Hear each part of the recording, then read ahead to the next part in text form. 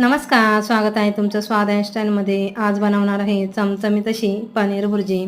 कढईत तेल घालून जिरे मोहरीची फोडणी करून घेतली. त्यात बारीक चिरलेला कांदा, आले लसणाची पेस्ट घालून परतून घेतले. त्यात बारीक चिरलेला टोमॅटो, शिमला मिरची, कोथिंबीर घालून परतून घेतले.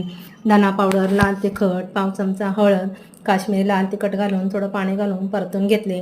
आता 2 चमचे दही फेटून मी आत घालून घेतले. आता हवं तसं पनीर किसून चवीनुसार मीठ घालून परतून घेतले. तयार आहे आपली ही चमचमीत अशी पनीर भुर्जी. सोबत कोथिंबीर घालून मी त्रिकोणी आकाराचे पराठेसुद्धा केले होते.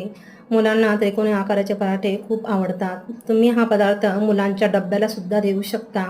तयार आहे आपली चमचमीत अशी पनीर भुर्जी आणि सोबत त्रिकोणी आकाराचे पराठे. मुलांना हा पदार्थ खूप आवडतो. तुम्ही हा पदार्थ डब्यालासुद्धा देऊ शकता. तर तुम्हाला हा व्हिडिओ आवडला तर लाईक करा, शेअर करा, सबस्क्राईब करा. धन्यवाद.